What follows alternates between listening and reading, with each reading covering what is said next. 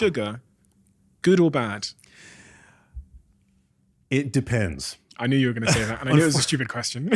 Well, that's the kind of answer that you should expect from somebody who really knows what they're talking about.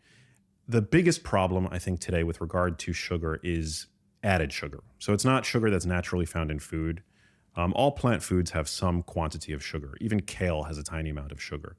Mostly, you'll find it most concentrated in fruit, obviously, which is like the primary source of naturally occurring sugar in the produce section of the supermarket in whole fruit. But the most pernicious source of sugar today is the added sugar. The sugar that is added by food manufacturers to ultra-processed foods, usually with the intent of making those foods hyper-palatable. Basically, these foods, one of the major problems with most ultra-processed foods is that they push your brain to a bliss point beyond which self-control becomes really difficult, if not altogether impossible. I can relate. Yeah, it's like the pint of ice cream, right? We've all had that experience of going over to the freezer, breaking out the pint of ice cream, flipping the top, taking a spoonful, only intending on having that spoonful. And then before you know it, you're looking at the bottom of the pint, right? I've been there. Everybody I know has been there. It's just, the problem is that people tend to think that it's a moral failure, right? That they screwed up when they're unable to moderate their consumption of those kinds of foods, whether it's ice cream or cupcakes or cookies or what have you. But the issue is, the real understanding here is that it's not a moral failure. We're designed to overconsume those foods because they light up fireworks in our brain's reward centers because they're so calorie dense. And now we live in a time where we've solved for the food scarcity problem, right? We have food overabundance. This is the first time in human history where there are more overweight people walking the planet than underweight people. So we've solved that issue. But our brains, I mean, they're still operating on version 1.0 of the operating system that told them that when we encountered sweet foods, or even savory foods for that matter, because salt is actually a very valuable nutrient as well, that we shouldn't stop consuming them because we don't know when the next feast is going to be, right? It was like there were periods of feast and famine. And so our brains and ultimately our palates and our willpower are doing exactly what they're programmed to do. So you're fighting against millennia, you're fighting against millions of years of evolution when you try to moderate your consumption of those foods. And I think that's the real problem with added sugar. We tend to overconsume it. We don't tire of eating it. It gives foods this quality of being hyperpalatable. And it also has a number of, inconvenient, let's just say, hormonal effects that when we really go overboard, aren't doing our health any favors. But for your average person today, I mean, we live in a world where, at least here in the United States, 1 in 2 people is trending towards obesity. Not just being overweight, but like obese, 1 in 2. So out of every other person, that person has clinical obesity. And 1 in 2 people also have some degree of glucose dysregulation. And glucose is essentially sugar. So for your average person, for most people today have some degree of metabolic dysfunction. The vast majority, in fact, do. And so for that person, sugar really is something, added sugar in particular, is something that really ought to be minimized, if not altogether avoided. Now, a little bit here and there, it's not going to be a problem. No single food can sway your health in any one direction, both either towards health or towards disease. But it's really, I think, important to be mindful of all of the many different places of added sugar in the modern food supply. The other problem, which isn't necessarily a health problem, but it's a problem with regard to dose, because as I mentioned, dose makes the poison. One of the biggest issues with added sugar is that it's our consumption of it is insidious, meaning it's just hidden everywhere. Whether it's commercial bread products or sauces or sugar-sweetened coffee drinks, we tend to just consume a ton of it. Your average adult today is consuming something like 77 grams of added sugar every single day. If you want to just like visualize that, that's almost 20 teaspoons of pure sugar. Jesus Christ. 20 teaspoons of pure sugar. This is sugar extracted from the food matrix. So this isn't sugar in fruit.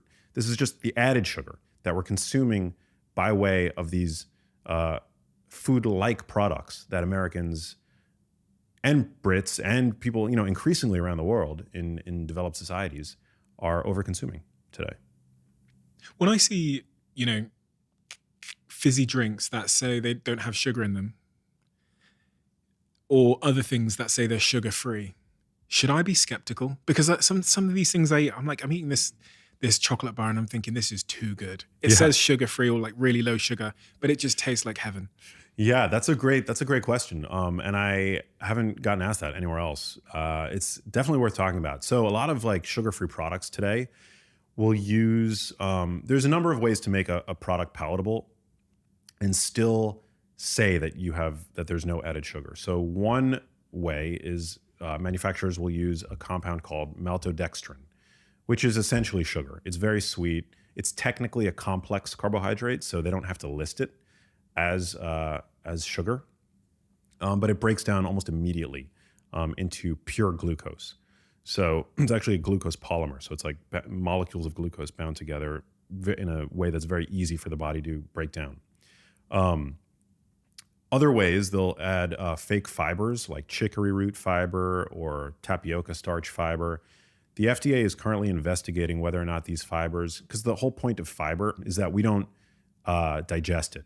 It's something that passes through us, maybe gets fermented by gut microbiota in our large intestine. But it's unclear as to whether or not these purported fibers actually act like fiber once in our bodies.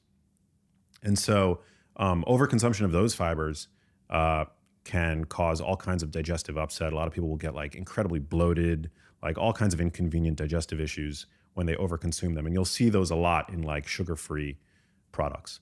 Then you've got artificial sweeteners. You've got other non-caloric sweeteners like stevia, monk fruit. There are sugar alcohols, which sugar alcohols are an umbrella category. And underneath that umbrella, you've got sugar alcohols that I think are pretty good, actually, like erythritol and xylitol. And then you have others like maltitol and sorbitol, where if you overconsume those, again, more digestive upset. So you just really want to be careful with the non-caloric sweeteners that you're ingesting, making sure ultimately that you're not ingesting too much, particularly of like these fake fibers and some of the artificial or some of the the sugar alcohols, because they can really wreck your gut. What's your personal sort of diet regime as it relates to sugar? Do you have sugar in your diet? Not a ton, to be honest. I try to minimize my consumption of ultra processed foods, which are, I can define that if you want, because it's a term that I feel like I use a lot these days. And, people, I tend to use it as if everybody knows what I'm talking about. But essentially, you have unprocessed food, which is like what you'll find around the perimeter of your supermarket, right? Meat, fish, eggs, vegetables, fruit. Then you have minimally processed food. So ground beef, for example, has been minimally processed, right? When you cook that beef, you're essentially processing beef, right? You're processing food when you cook it. A fruit smoothie is essentially processed fruit, because you're taking some of the steps away with regard to the assimilation process, right? With a fruit smoothie, you no longer have to chew fruit. You now suddenly get to drink your fruit. Ultra processed foods, and you could do all of those, by the way, in your kitchen. So that's the distinction. Ultra processed foods are foods that you couldn't possibly make in your own kitchen. They tend to be shelf stable. They tend to, so you tend to find them in the aisles of our supermarkets. They have long shelf lives.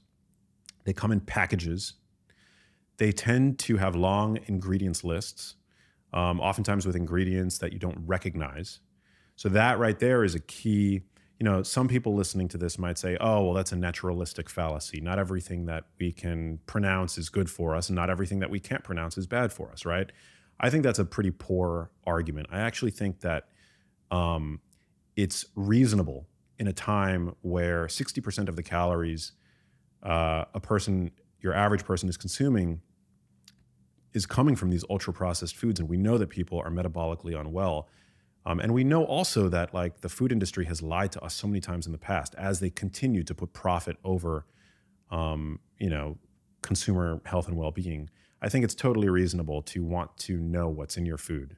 So if you can't identify and therefore recreate the product in question, chances are it's an ultra processed food product. I was going to ask the question then, are all ultra processed foods bad? Great question.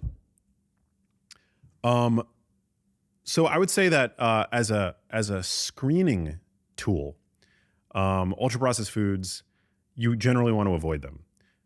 As a diagnostic tool, are individual food products that happen to be ultra processed necessarily bad by virtue of their processing? Not all the time. And some examples of some ultra processed foods that I think are actually quite good, although again, they are in the minority, would be, for example, like whey protein. You couldn't make whey protein, or most of us couldn't make whey protein in our kitchens, right? Fat-free plain Greek yogurt, I think, is a great high protein, low cost, low calorie food. You generally couldn't make that in your kitchen. Like you would, you could if you really like wanted to put in the time and effort. Dark chocolate is something that tends to be made in a plant, right? But we know that there are significant benefits to the consumption of dark chocolate. I think food manufacturers are becoming wise to this, and so now you'll find like various high protein options that are shelf stable and the like. And it really has to be determined on a case by case basis. Mm-hmm.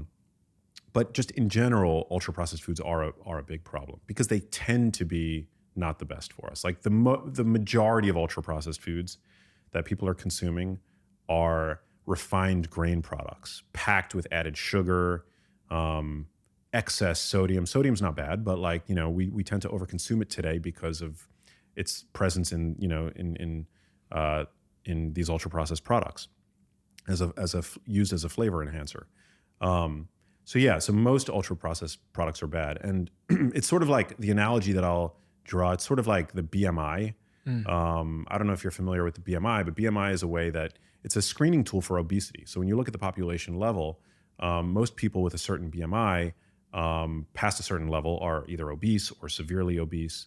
And it's a screening tool. It's not a tool that any physician would use to diagnose obesity because you have to look specifically at a person's body composition. You hear stories all the time like The Rock being technically obese, right? That's why BMI is not a good diagnostic tool, but it is a fairly trustworthy screening tool. So similarly, ultra processed foods, there are definitely some exceptions, but in general, they're a food category to be minimized.